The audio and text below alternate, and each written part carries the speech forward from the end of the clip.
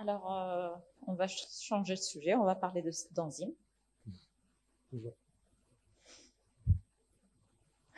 Alors, qu'est-ce qu'une enzyme? Une enzyme, c'est une protéine fabriquée par l'organisme et indispensable à l'activité biochimique cellulaire. Les enzymes se lient à leur substrat dans une région spécifique de la molécule, le site actif selon un modèle connu sous le nom de clé et verrou.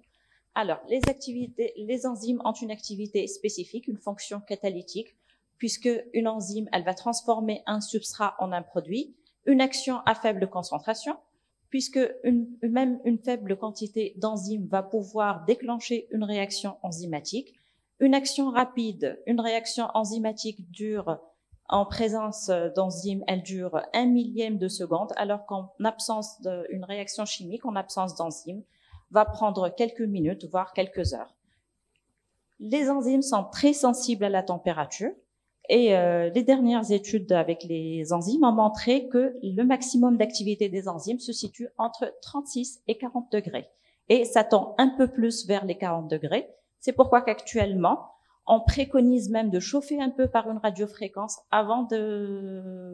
ou un laser avant de faire un traitement par les enzymes. Le pH, généralement, c'est un pH, l'activité optimale des enzymes, c'est à pH 7. C'est pour ça qu'il faut faire attention quand on va mettre de la lidocaïne. Il ne faut pas dépasser, comme a dit mon ami Neziha, il ne faut pas dépasser les 0,5 millilitres. Une double spécificité de substrat. Il faut qu'il y ait, au niveau du double menton, par exemple, il faut qu'il y ait de la graisse, il faut qu'il y ait du substrat pour qu'on ait une réaction. Et d'où c'est important de faire le bon diagnostic et une spécificité d'une action. Une enzyme ne peut catalyser qu'une seule réaction. La vitesse de la réaction, elle dépend de la concentration en substrat et de la concentration en enzyme. Alors, comme a dit Neziha, donc les origines possibles des enzymes, ça peut être d'origine animale comme ça peut être d'origine végétale. Pour les enzymes recombinantes, le PB sérum, c'est une bactérie. L'intérêt d'avoir une bactérie,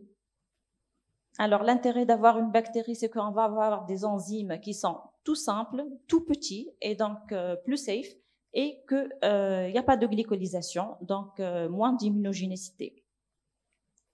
Pourquoi les enzymes recombinantes? Parce qu'on peut les obtenir aussi rapidement, en grande quantité et avec une grande pureté.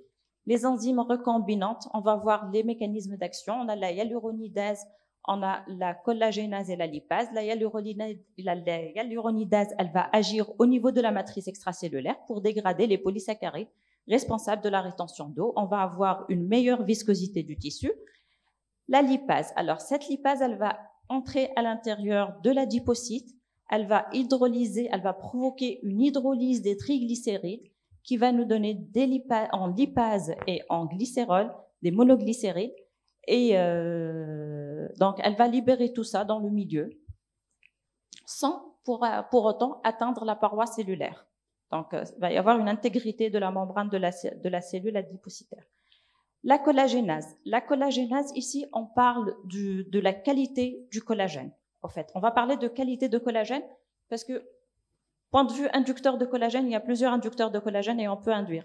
Mais là, la collagénase, elle va détruire et éliminer le collagène non fonctionnel, le collagène atrophique. Elle va stimuler aussi une néocollagénèse. D'ailleurs, il est conseillé d'utiliser la collagénase avant de commencer un traitement par des inducteurs de collagène. Faites 1 ou 2 séances de collagénase, vous aurez un meilleur résultat. Les principales indications du PB sérum, la graisse sous-mentonnière ou communément appelée le double menton. Un cou jaune, c'est un cou qui fait référence généralement à un angle cervico-mentonnier de 105 à 120 degrés. Si on a un amas localisé au niveau sous le menton, on va avoir ça va déformer l'ovale du visage, on va avoir une déformation de la ligne mandibulaire. Ça a un impact sur la confiance en soi et c'est mal toléré généralement par les patientes, que ce soit homme ou femme, il n'y a pas de distinction de sexe et ça touche généralement 68% de la population. Il faut noter qu'on aura une graisse pré-platysmale et une graisse post-platysmale. Alors, pour le traitement de ce double menton, la chirurgie, oui, c'est le meilleur traitement. Jusqu'à quelques années, c'était uniquement d'ailleurs la chirurgie, c'est un traitement fiable. Mais vu les complications, les ecchymoses, le risque de complications, l'éviction sociale et le fardeau financier, alors les études se sont penchées vers des approches qui sont non invasives, comme le laser, l'AFE, les fils tenseurs, la radiofréquence et la lipodissolution. Il faut savoir que les méthodes, les approches non invasives, elles vont surtout agir sur la graisse pré-platismale. L'utilisation d'agents lipolytiques, c'est l'une des méthodes les plus fréquemment utilisées. Nous allons aussi utiliser un mélange enzymatique, lipase, collagénase et hyaluronidase. Juste pour préciser qu'en Tunisie, nous avons plutôt les ampoules, chaque ampoule, elle est à part, des ampoules de lipase, des ampoules de collagénase et des ampoules de hyaluronidase, et nous mélangeons, on fait des mélanges. Chaque enzyme de ce mélange joue un rôle important dans le processus de lipolyse. Alors, comment fonctionnent les enzymes? C'est une synergie, il va y avoir une synergie. On va mélanger, pour un double menton, on va mélanger 2 ampoules de lipase avec une ampoule de collagénase et une ampoule de hyaluronidase. La lipase, elle va provoquer donc cette hydrolyse des triglycérides. On va avoir ces monoglycérides et cet acide gras libre qui ont une grande capacité de diffusion. Ils vont être dans le milieu extracellulaire. Par la suite, vient le rôle de la hyaluronidase dans ce milieu extracellulaire. En dégradant les polysaccharides, il va y avoir une diminution de la viscosité et un meilleur acheminement et une meilleure circulation des acides gras et des monoglycérides vers les ganglions lymphatiques. La collagénase, elle va agir au niveau de la peau pour améliorer la laxité de la peau. Donc, avec ce mélange d'enzymes, on va agir non seulement sur la graisse, mais aussi on va agir sur la peau. Il faut faire une bonne sélection des patientes. Déjà. Alors, pour les cas chirurgicaux, si on a un gros menton, il faut l'adresser directement à un chirurgien. Alors, sinon, on fera un pinch test pour voir si c'est une graisse post-platismale ou c'est une graisse pré-platismale pour pouvoir annoncer déjà les résultats à nos patientes. Faut éliminer les cas d'allergie. Puis les techniques d'injection, on fera nos repères anatomiques. Il ne faut pas injecter dans une région qui est définie par une ligne qui descend 1 à 1,5 sous le rebord mandibulaire pour éviter toute complication avec les structures cervicales. On va injecter uniquement dans la région où il y a de la graisse. Donc, on va faire un marquage, une grille avec un espacement de 1 cm. On injectera 0,2 ml par site. Et c'est une séance de traitement tous les 21 jours, au total 3 séances. Alors, pour les précautions, les effets en post-acte, on aura juste de l'inflammation, des douleurs. Ça va pas durer longtemps. Parfois, juste la patiente de la voir dans le bureau, elle ne ressent plus rien du tout. Les précautions, les maladies auto-immunes ou inflammatoires, les maladies atopiques, les réactions allergiques, les maladies métaboliques décompensées, si c'est un cancer évolutif, des problèmes vasculaires. Les contre-indications, il ne faut pas administrer pendant la grossesse ou l'allaitement, ne pas administrer en cas de dermopathie au site d'injection et pas chez les patients ayant des antécédents d'allergie à l'acide hyaluronique si on a le dispositif médical que vous avez. Les recommandations post-traitement, il ne faut pas appliquer le froid. Nous avons dit que les enzymes sont très sensibles à la température, qu'ils ont leur maximum d'activité entre 36 et 40 degrés. Donc, appliquer des glaçons juste en post-acte, ça serait dommage. Buvez beaucoup d'eau et contrôlez votre alimentation. Évitez la transpiration excessive, l'écran solaire. Et puis, attendre 5 à 7 jours avant d'appliquer les appareils et 15 jours minimum pour commencer un autre acte. Les traitements combinés vont permettre de personnaliser les traitements en fonction des besoins particuliers de chaque patient. On va avoir une approche plus adaptée pour un meilleur résultat. Alors, j'associe généralement, dans mon cabinet, je commence par la lipolyse, faire quelques séances de lipolyse pour attaquer par la suite par quelques séances de test sculpting. Alors, Dr Regalov, il a très bien expliqué le NDIAG et l'herbium-YAG. Donc, le tight sculpting, c'est un traitement minimalement invasif qui associe deux longueurs d'onde, le NDIAG et l'herbium-YAG. Là, par contre, on va avoir une destruction hyperthermique des adipocytes. On va avoir des pores au niveau de la membrane et un remodelage cutané, une néocollagénèse. La première étape, c'est le NDIAG avec son mode piano. Donc, le NDIAG, alors, la particularité de Photona, c'est la variabilité des temps d'impulsion. Et là, on voit bien que le NDIAG, il nous offre des temps d'impulsion de la microseconde jusqu'à la centaine de secondes, le mode piano. Alors, le mode piano, c'est une impulsion de longue durée, c'est le concept de chauffage en masse. C'est un processus de chauffage contrôlé qui assure un effet lipolytique approprié avec un raffermissement et remodelage cutané très profond. Alors, il a été démontré que le processus de chauffage et le niveau de la graisse créent des pores dans la membrane basale des adipocytes responsables de la libération de la graisse. Après 3 minutes de chauffage, généralement, c'est 60 à 45 degrés, 60% des adipocytes ne peuvent pas survivre. Alors, plus on va délivrer de la chaleur et plus ça va pénétrer au niveau du tissu graisseux et on aura de l'apoptose cellulaire.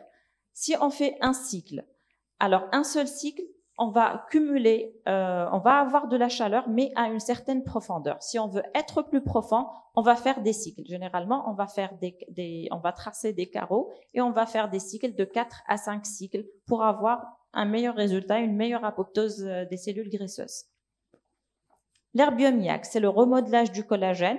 Donc, l'herbium-YAG aussi, il est délivré avec des durées d'impulsion qui sont différentes, qui peut aller du MSP 0,1 millisecondes jusqu'au mode smooth. C'est le long pulse de l'herbium-YAG de Photona. C'est un brevet Photona. L'effet thermique du pulse smooth. Alors, le pulse smooth, il va agir par double mécanisme. Le choc thermique rapide de surface qui va générer les heat shock protéines. Et qui vont être responsables de la régénération tissulaire et la diffusion lente de la chaleur. En combinant ces deux traitements, le traitement lipolytique, la lipolyse par le PB sérum, avec le laser, nous allons cibler non seulement la peau, mais aussi la graisse sous-cutanée, les fascias. C'est une approche globale avec des résultats qui sont efficaces et rapides pour diminuer les amas graisseux localisés, réduire le relâchement cutané. Là, on a parlé du double menton parce que généralement, c'est le motif de consultation le plus fréquent. En fait, les patientes viennent aujourd'hui consulter pour dire « je veux les injections lipolytiques ». Mais on peut les faire également au niveau des bourrelets, au niveau du soutien-gorge ou les bourrelets graisseux sur les côtés. Ça marche tout autant bien. Les cicatrices d'acné atrophiques, c'est la deuxième indication. Alors, la physiologie de la cicatrisation cutanée, on va passer généralement par les 4 phases de l'inflammation, l'hémostase, l'inflammation, la phase de prolifération et remodelage. On aura 3 types de cicatrices, les cicatrices hypertrophiques, les cicatrices normotrophiques et les cicatrices atrophiques. 90 à 90% des patients présentant des cicatrices d'acné, ce sont des cicatrices atrophiques. Bien sûr, les cicatrices atrophiques, c'est une quantité de tissu conjonctif qui est insuffisante. Les formes des cicatrices, on en distingue 3 types, les pics à glace, les cupuliformes et puis les cicatrices larges.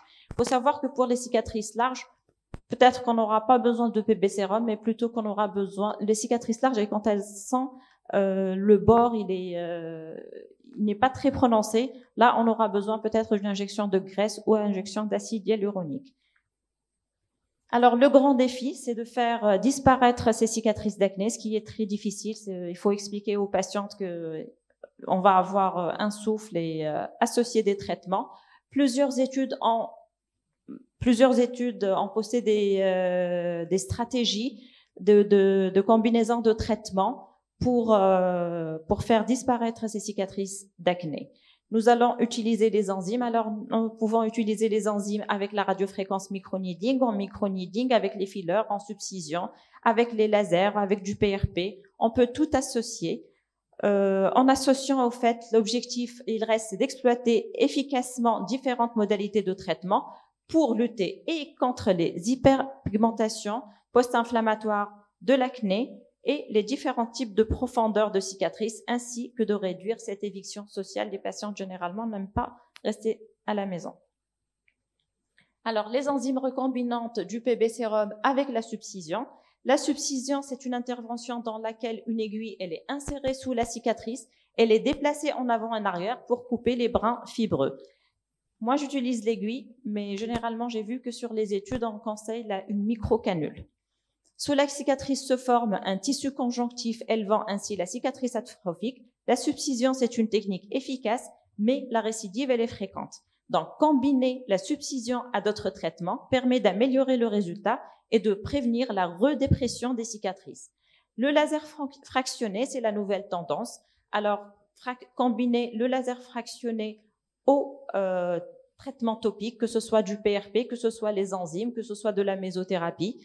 Donc, on va agir par un effet de retention des remaniements dermiques et pour avoir une néocollagénèse. Au fait, ça va avoir l'effet, on dirait qu'on va retendre progressivement les berges de la cicatrice comme en tend une bâche entre deux poteaux. La réjuvénation faciale. Le vieillissement, il est défini comme l'ensemble des modifications se produisant au cours de l'avancée en âge, en dehors de toute maladie. Alors, il n'y a pas d'âge seuil de la vieillesse. En 1900, on était vieux à 50 ans.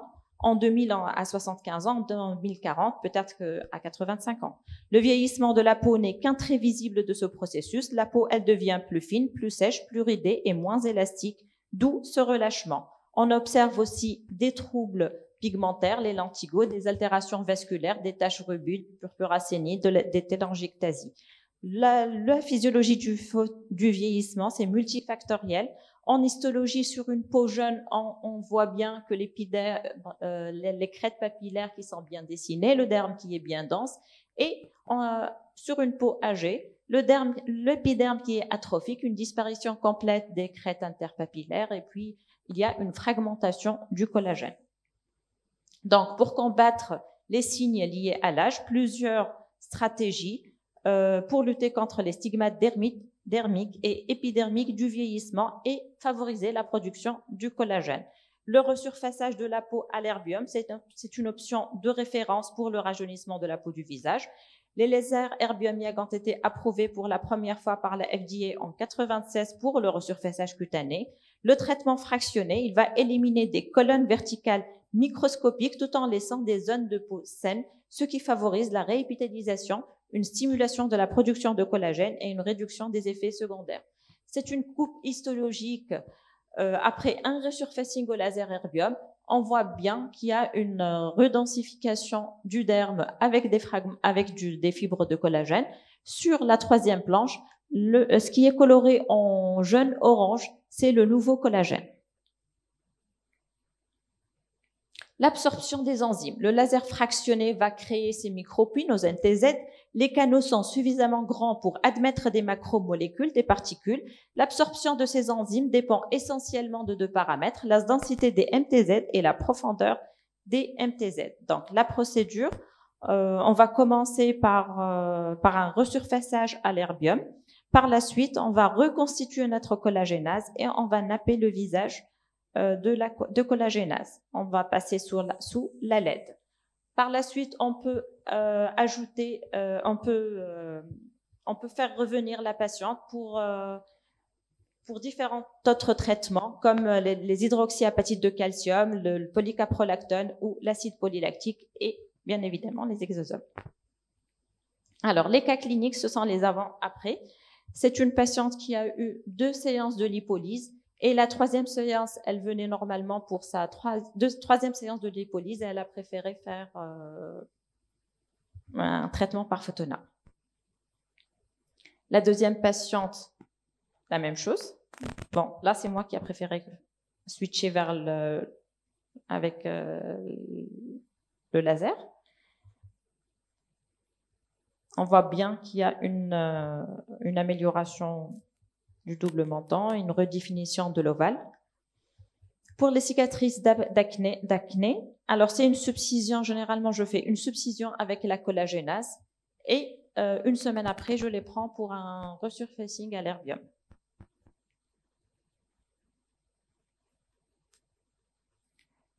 Alors, pour ce patient, il a eu un resurfacing avec la R11 avec une injection de collagénase, juste en post-acte. Cette patiente, au fait, elle a eu un resurfacing à l'herbium et directement après, j'ai nappé avec de la collagénase. Et la même chose pour cette patiente-là. Alors, conclusion, la médecine esthétique, elle modifie l'équation et on a 1 + 1 est égal à 3. On a de meilleurs résultats en combinant les techniques. Une nouvelle tendance apparaît aujourd'hui, surtout liée à la multiplicité des techniques, la combinaison de différentes approches technologiques, laser, injection, peeling. L'objectif, c'est d'offrir une approche globale en traitant en surface et en profondeur. Des résultats plus optimaux, plus naturels et plus durables. Plus vous combinez et plus c'est réussi.